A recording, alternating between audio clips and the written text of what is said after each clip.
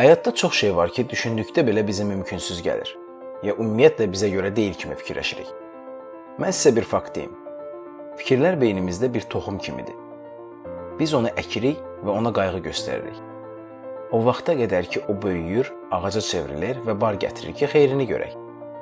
Əgər hansısa böyük işlərdən, uğurdan, varlı olmaqdan və s. danışırıqsa, çoxumuza gülməli gələ bilər, amma ki, bunların reallaşması üçün bizdən tələb olunan əsas iş onu fikirləşmək, beynimizdə reallaşdırmaq və onu öz xəyal dünyamızın içində əsl həyatda necə olarsa eyni ilə o cür yaşamaqdır. Əvvəlki videolarda da qeyd etdiyim kimi, beyin reallıq ilə illüziyanı ayıra bilmir. Əgər bir şeyi siz beyninizdə yaradıb onu yaşayırsınızsa, beyin onu elə qəbul edir ki, siz onu həqiqi həyatda da yaşamısınız. Bəli, bugün bir çoxumuzun oxuduğu, dünyaca məşhur Napoleon Hillin Düşün və Varlan əsərindən danışacağam. Napoleon Hill bu kitabı bəşəriyyət tarixinin 13-cü ən varlı adamı sayılan və indiki pul ilə təxminən 337 milyard dollarlıq sərvəti olmuş Andrew Carnegie'nin dəstəyi ilə 20 illik araşdırma nəticəsində bir çox uğurlu şəxslərin həyatını, düşüncələrini və addımlarını araşdırmaqla və onlarla şəxsən görüşüb onları intervyu etməklə yazmış və demək olar ki, indiyə qədər olan ən vacib şəxsi inkişaf kitablarından birinin əsasını qoymuşdur. Fikirləşəcəksiniz ki, niyə beynimizdə canlandırmaq bu qədər önəmlidir? Nə olur ki, beynimizdə canlandıranda? Halval və deməklə ağız şirin olmaz. Boş-boş arzulamaqdan əlinə keçir ki. Elə deyil. Özünüz üçün qurduğunuz pozitiv və ya negativ istənilən xəyal sizin gələcəyinizi formalaşdırır. İndiyə qədər olmuş nailiyyətlərinizdən birini götürün. Yadınıza salın və ondan öncəki vaxtlarda nələr fikirləşmişdiniz, onu fikirləşin. İlk dəfə həmin nailiyyəti qazanmağı necə, nə vaxt, hansı şəraitdə, nə üçün fikirləşdiyinizi yadınıza salın. Yadınıza düşəcək ki, həmin şey sadəcə adi bir fikir kimi nə vaxtsa beyninizin ucundan keçmişdi. Sonra onun haqqında daha çox fikirləşməyə başladınız və sizdə niyə də olmasın, mən bunu eləyə bilərəm kimi düşüncələr formalaşdı və nəticədə o sizdə məqsədə çevrildi. Sonra bunun üçün çalışdınız və onu elədiniz. Eynilə bütün böyük uğurlarda, Facebook kimi, Google kimi şirkətlərin yaranması da, tarix boyu olan ixtiralar və s. hamısı nə vaxtsa onları edən şəxslərin beynindən sadə bir fikir olaraq keçmiş olub, sonra bunu beyinlərində canlandırıb, o haqda çox düşünüb, onu məqsədə çeviriblər və buna doğru gediblər. Beləcə nailiyyətə imza atıblar. Dünyanın ən böyük alimlərindən olan Albert Einstein'in öz həyat yoldaşını boşanmağa razı salmaq üçün onunla arasında olan razılaşmadan xəbəriniz var. Einstein'in Nobel mükafatı almasından illər öncə olan bu anlaşmanın şərti belə idi ki, indi sən mənlə boşanmağa razı ol, mən gələcəkdə Nobel mükafatı alanda mənə veriləcək pul mükafatının hamısını sənə verəcəm. Görün bir alimin ala biləcəyi ən yüksək dərəcəli mükafatı alacağını Einstein illər öncə nə qədər əmin imiş. Niyə bu belə olur bilirsiniz? Çünki siz nə fikirləşib beyninizdə canlandırırsınızsa, beyninizdəki neyronlar beyninizin içində o düşüncələrə uyğun yeni cığırlar açmış olur. Beləcə siz onun haqqında daha çox fikirləşdikdə və onu daha realistik şəkildə beyninizdə canlandırdıqda, siz həmin neyronların açdığı cığırları getdikcə daha enli yollara çevirib, sonra da yolların qıraqlarına möhkəm divarlar hörmüş olursunuz. Beləcə beyin xəyalən yaşamış olduğu həyatı real həyatda yaşamadığına görə, əsl reallıq ilə beynimizin qurduğu xəyal arasında böyük boşluq yaranır. Ona görə də beyin keçir ağır iş rejiminə və başlayır həmin aradakı boşluğu doldurmaq üçün nə hərəkətlər tələb olunursa, onların hamısını etməyə. Beləcə beyniniz bütöv şəkildə artıq məqsədə çevrilmiş olan o arzularınız istiqamətində işləməyə başlayır.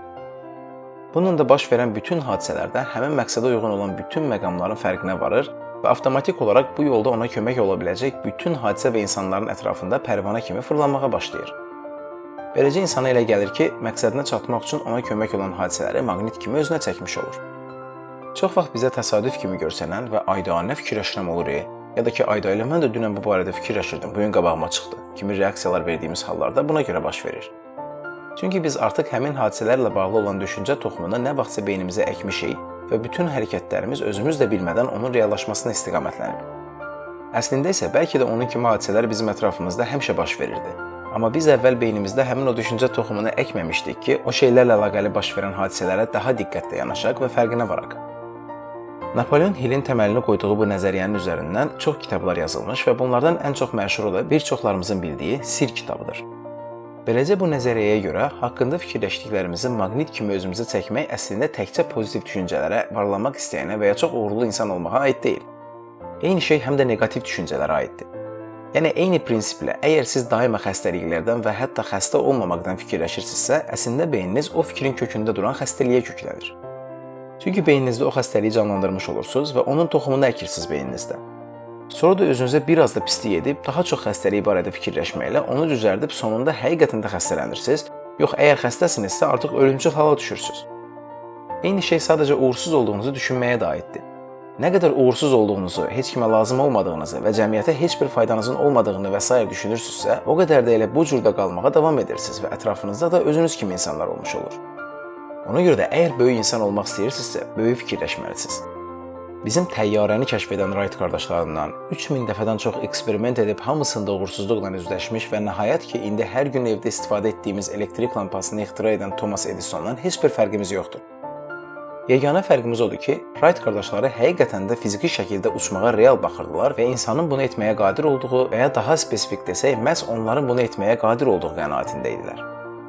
Thomas Edison da eyni şəkildə evləri işıqlandırmaq üçün ancaq neft lampalarına ehtiyacımız olmalıdır düşüncəsinin əksinə gedərək, bunu elektriklə etməyin mümkünlüyünə inanırdı. Ona görə də gecəsini gündüzünə qataraq 3000 dəfədən çox eyni şey üçün eksperiment aparmışdı.